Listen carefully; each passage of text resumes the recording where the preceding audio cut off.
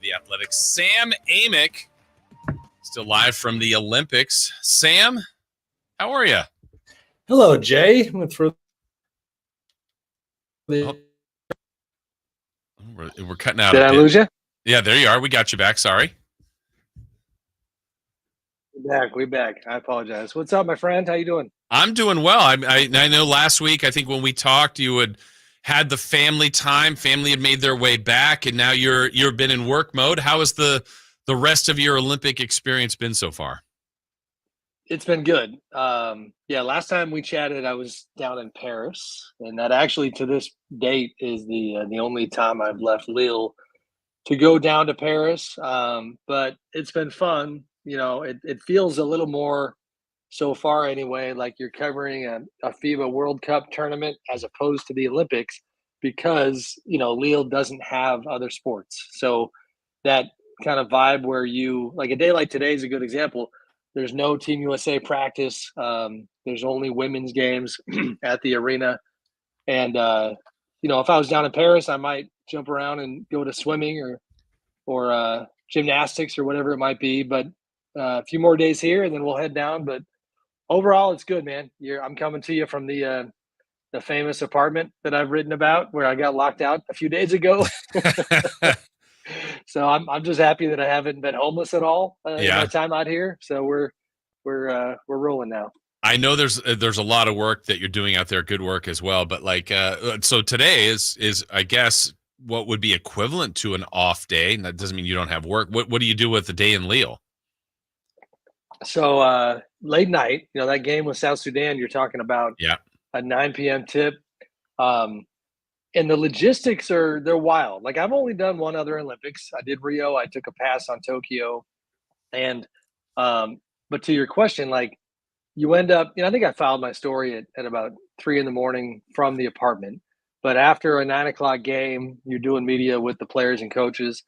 And then getting home, like whenever there is a 9 p.m. game in Lille, which by the way, and I can't even pronounce the name of the town. The other kind of hilarious revelation is that we thought we were in Lille, and I am now, but where the games are played is a different town. And we just discovered that once we got out of here, but that's an aside. Getting back from the arena is kind of wild. The Uber drivers are making a killing on folks here because the prices spike and there's like a mad dash to get a car, or you can head for the train where the crowds are pretty big. So the longer you're here, you figure out all those logistics. And so, late night working and to your question about an off day in Lille, it's been kind of slow so far. We had breakfast in the apartment. We snuck a workout in where nice. I think you'll appreciate the ingenuity because I don't have a gym here. I may have, don't get me in trouble with, my Marriott folks, but I may have convinced a friend and colleague to give me a key to their hotel so I could go steal their gym a little bit, But it's just a little slice of normalcy amid all the work. But today's been pretty low key, been pretty nice. So yesterday was a victory for Team USA. I think when we were talking last week, they were about to get started. And there was a little bit of a sense of urgency from Steve Kerr. Game 1 was a win. Game 2, a win. More of the talking points back here, Sam, seemed to be, wow, Tatum didn't play, Halliburton didn't play, but really more about Tatum. Kerr says, well, he's definitely playing, so he gets in. It's at the expense of Embiid yesterday. But I'd be curious kind of what storylines you feel like are gaining momentum as this tournament rolls on for Team USA. Well, it's funny. Did you happen to see any of Steve Kerr's post-game media? From yesterday's game? Yes. No, I did not. Or hear, rather. Yeah. Steve, it was pretty fascinating. I wish it would have made the rounds more on social media because he went out of his way, and this is a storyline kind of based answer for you. He went out of his way to very professionally and respectfully, I felt like he was trying to coach those of us there on the fact that, guys, kind of begging, can you please cover this team a little differently than you would an NBA team? Because his point is this. You have 12 All-Stars on this team. Somebody's not going to play every single time. So in the past 2 games, with the way they took care of Serbia, which was a pretty dominant victory, And you could argue with South Sudan, they let it get down to 10 points in the second half, but it was pretty dominant. And so they are now, I think, getting closer to living up to expectations and being more the team that we thought they were going to be. But in terms of the coverage, and we're as guilty of this as anybody, one game it's Jason Tatum didn't play, but he's an NBA champion. Joel Embiid didn't play. Well, he did, he was going to play for France and maybe he regrets his choice. And amidst all that, Steve Kerr is kind of sitting there going, guys, we just won by 17. Like there's 6 games. And he even made a point that during the NBA season, and hopefully the listeners find this interesting because I certainly did, that he tells his Warriors players that he does not want to hear complaints from them about the level of interest in what they do for a living, because that is what fuels the NBA's business. So don't get mad at social media. Don't get mad at media coverage. Literally the reason those people exist to inquire about what you do for a living, like that is what leads to your livelihood and your, riches and your wealth. But he was making a distinction that this is not the NBA. This is a 6-game international tournament.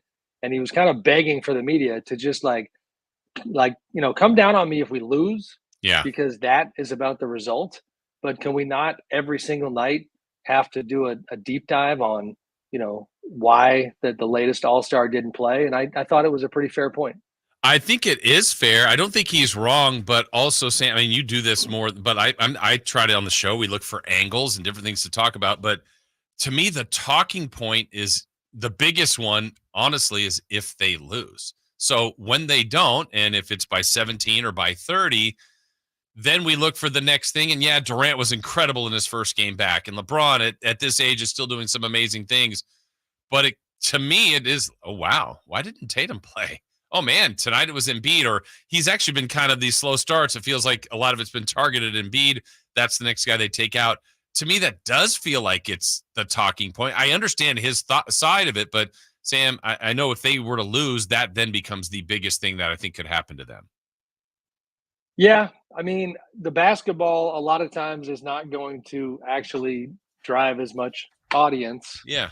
And so, if you look at the last 2 things that I've written, Kevin Durant off the first game, that was a no-brainer. That is, I've covered Kevin's whole career, and I might have recency bias. That was the most fun I've ever had watching Kevin Durant. It wasn't even close. Yeah. He goes 8 for 8, coming off the bench after not playing the entire time. It was just a mic drop that, was very entertaining. And so I wrote that. Last night, I wrote about this incredible lineup that they stumbled on, where at one point, late first quarter, I look out there and it just kind of hit me. I go, wait a minute.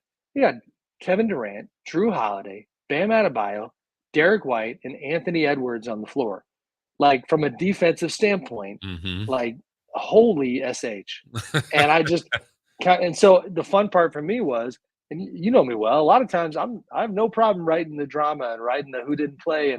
But there's part of me out here that's like, let's not kind of skip over the fun part of getting players that are this good together. Moments like that, lineups like that are what make it fun. And it was neat after the game.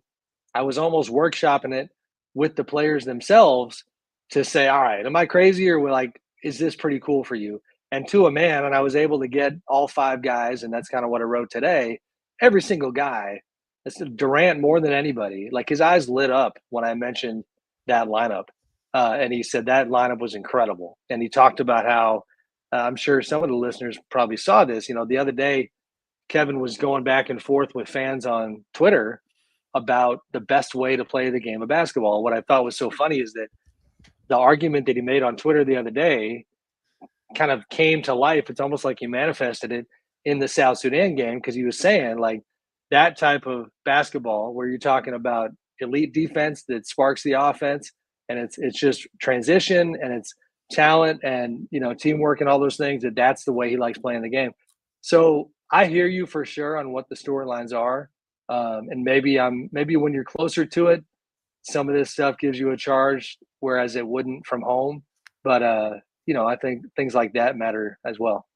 And being there, you're going to have a better feel of this. What I've noticed, and we've said this for a while, it's not new news, but like obviously the gap is closing between the U.S. and the world, and maybe it's even in some sense. But if we go back to like the original Dream Team, Sam, I felt like there was literally a fear or an acknowledgement from the other team, like, well, we're just not going to win. Let's see how close can we make it. There's people asking for Barkley and Jordan's autograph. Now, when you see like South Sudan and the team that they're trying to put together, and I know the U.S. came out yesterday and said we got the appropriate fear and respect for these teams, and I think they do, but I also feel like the other teams believe that they've got a shot, and I think that's actually good. I like that. Did you get that same sense when you're there that South Sudan went into that game thinking like, look, I know we're playing, who we're seeing. I see Durant, I see LeBron, I see Steph, but we're going to do our best and we may have a shot here. Do you get that sense from these other teams? Yeah, absolutely. Yeah. I mean, the rest of the world hasn't caught up in terms of, nobody, I don't know the numbers, but Canada, I believe, is going to have the second most All-Stars. I think that's accurate. Hopefully it is. You're right. But you're talking about nothing but All-Stars on Team USA. Because I believe, didn't Derek White get in last year? If I'm not mistaken, I think he's the only one that missed, unless he was an add-on. But either way, at minimum, they've got an 11 All-Stars, let's say. Yeah. And so in the other stat that, Steph and Kevin Durant had highlighted, I think we talked about this last week, was that whole thing where like the Dream Team faced, I believe, 9 NBA players, and this team is facing 65. You could go all the way down the line. The last however many NBA MVPs have been international players with Giannis and Joker and Embiid. So, yes, teams have a lot of confidence when they play against them. Yes, the Americans have got to, be careful here because they are beatable. They just are. You see these moments, offensively last night, they just weren't sharp. The defense was kind of the highlight of the game, but Steph Curry still not. I mean, that's another one if you just want to talk storylines. I mean, Steph Curry is really struggling. Steph is not playing well, and you can see he's pretty frustrated. He had a 3 late in the second quarter where the whistle blew, and then he just kind of chucked it after the whistle, and that 3 fell, and he just threw his hands up, and you could tell he was like, yeah, of course that one fell, because it didn't count. And then going into the half, I mean, he was literally talking to himself as he walked off the floor. So, there are things that are still pain points for this team. But, they're certainly the favorite. Canada's playing really well. I don't know who I would put from there. Germany's your reigning FIBA World Cup champion. Yeah. Serbia looked really good against Puerto Rico yesterday. The French, I don't know what to think of them because that Japan game was wild and way closer than it should have been. But yes, to your question, I think the fear factor is just, it's not what it was back then. It's never going to be that again. I don't know if you know the answer to this or if you've gotten a sense of this, but sometimes, when you get the best talent together, they're all there for one goal. And we talked about this last week a little bit, Sam, that they've done a pretty good job so far of separating the, if you're Steph and LeBron, the Lakers Warriors rivalry or whatever the rivalries may be. If you just had, Halliburton got eliminated by the Celtics and you got several Celtics on that roster, and look, they're all teammates now and they're all going for the same goal.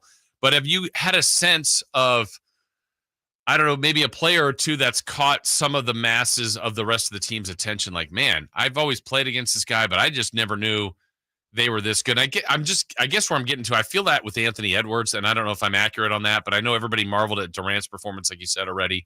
But are you getting a sense of a collective thought on a player or two that they're going, man, it's been nice to play with this guy because I just never really appreciated him until I'm a teammate with him? I mean, the obvious one that I still think is worth highlighting is LeBron is not just out there. LeBron is literally being like peak LeBron, and that's fun. I almost admittedly feel bad for Steph because it's like it's just going to spark a bunch of narratives and talking points about how LeBron separated himself on Team USA and Steph did not. So these guys have a LeBron appreciation. Much farther down the list, Anthony Edwards last night was raving about Derek White and talked at length about how said I'd watched him all year, knew he was good. I didn't know that his IQ defensively was as good as it is, and the way he thinks the game, and just the way he competes. He was raving about him. The Edwards Durant bromance, Jay, Yes. is like, I need to write more about it because it's pretty hilarious. Like Anthony Edwards just is waiting with bated breath for anybody to mention Kevin Durant's name, because every time they do, he says, "That's my favorite player." He just over and over again, like, "That's my favorite player," to the point where it's like, bro, are you trying to get him to ask out of Phoenix to come to Minnesota? you know, like, they are really enjoying each other, and it's been kind of a bright spot because the way Kerr chose to bring Durant back coming off the bench has now created that situation where Kevin and Anthony are spending a fair amount of time on the floor together. And Ant joked last night, he's like, I don't want him to start. I want him to come off the bench because I like playing with him, you know. So that one comes to mind. You know, I mean, you have other kind of wrinkles to iron out. Like the Joel Embiid situation's not great. You know, he didn't play well the last few games. You know, it's just, he'll never, I don't think, tell us how he feels, but like, did you know that you were basically just, even though he's been starting, like, you were going to become, like, how do you feel about becoming an insurance policy against like teams like with the Joker and other bigs where you need three guys, Anthony Davis, Bam, you know, and Joel to throw at them? You know, I think the Joel stuff is a little crunchy too.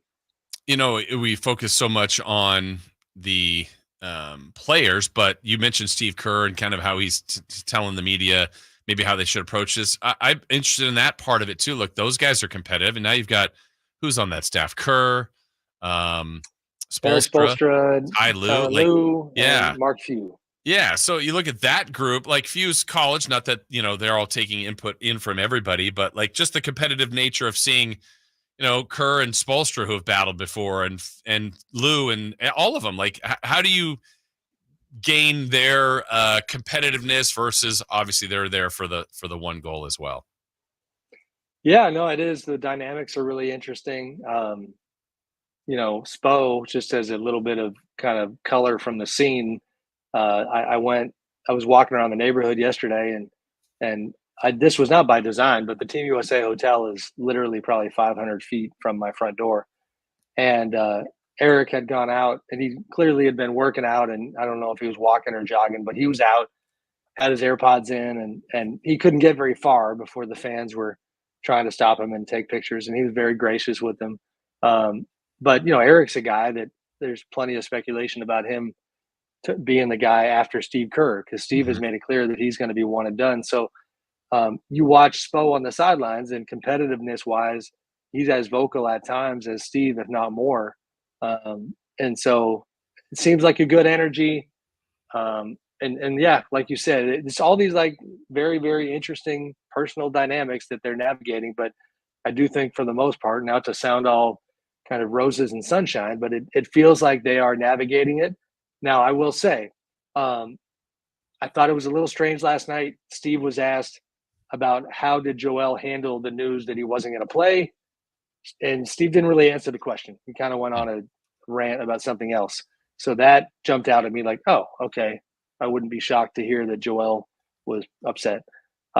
Tatum had a quote about how I'm not going to make the story about me, but he called it humbling that, you know, you win an NBA championship and you're not playing. So these are sensitive dynamics. These are sensitive egos.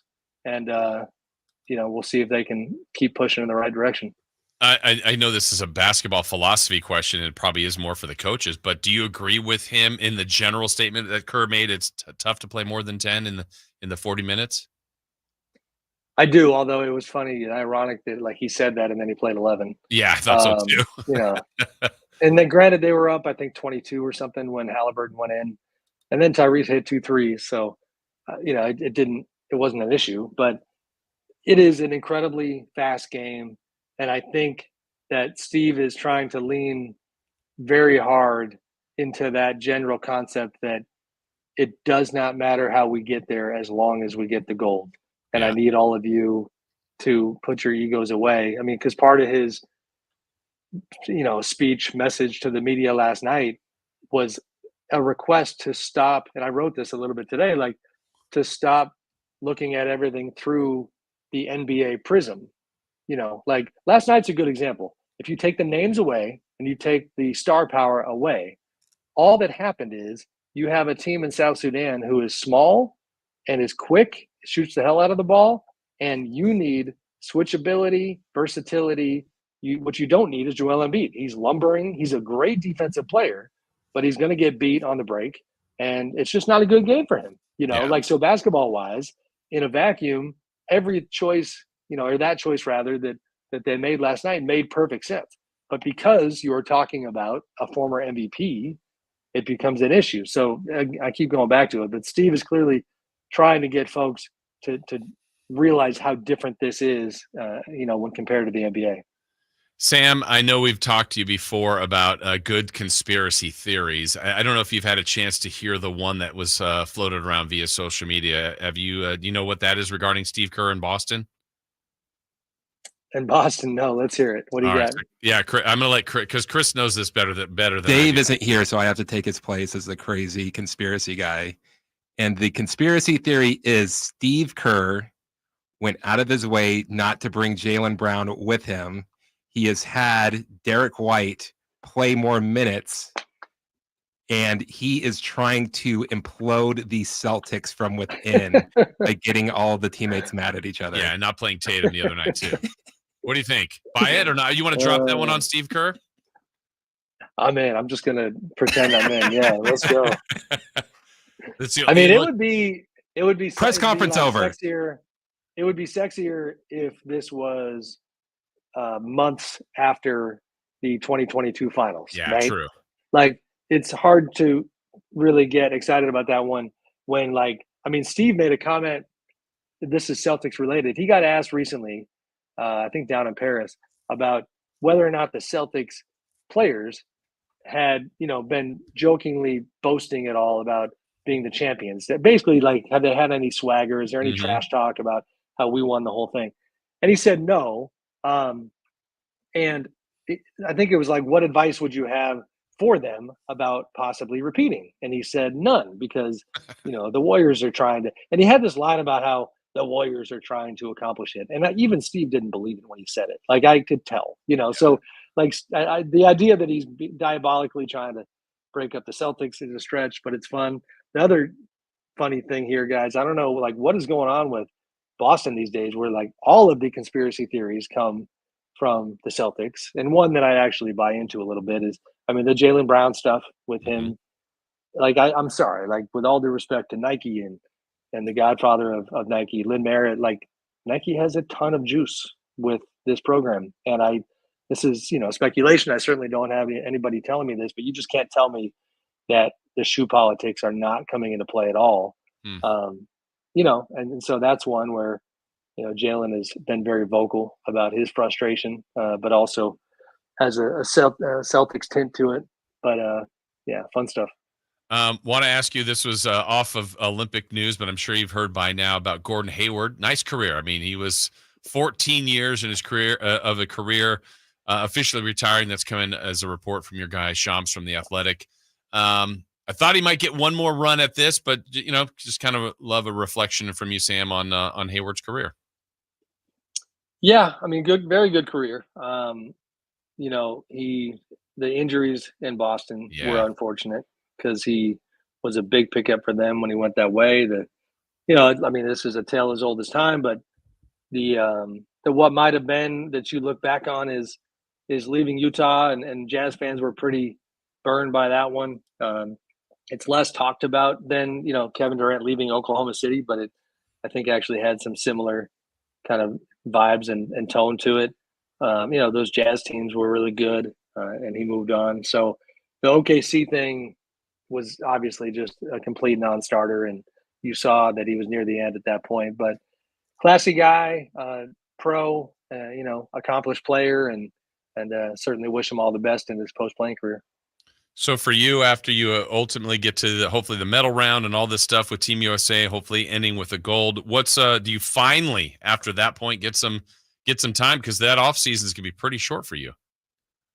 Yeah, I mean, I can't complain. Like we talked about last week, it's not like I didn't just come off a 2-week vacation with the family. So, Yeah. on the one hand, I've been gone a lot. On the other hand, it's actually been a nice balance because, I mean, I'm out of the country for 32 days, but half of it almost was spent with the family, and so we're all good on that front. It'll be that stretch of the year where I will shut it down for a bit, but then have kids in school and wife teaching and just kind of hanging around the house for a while. So Jay, if you want to go to lunch at some point, Yeah, give me a shout. absolutely. I'm in. Maybe I'll get on a plane and go hang out with Dave over here in Europe. I talked to your guy today. So I was going to tell you, you need to push for like while he's gone. Can the intro be like the Jason Ross show without Carmichael Dave? Oh yeah, we can make that happen. Come on. Yeah, I thought you guys were going to be like. Wasn't there talk of a connection there, or are you guys just too far away? We are getting 50-50 prospects on that front. Not to put his business in the streets, but he doesn't know yet.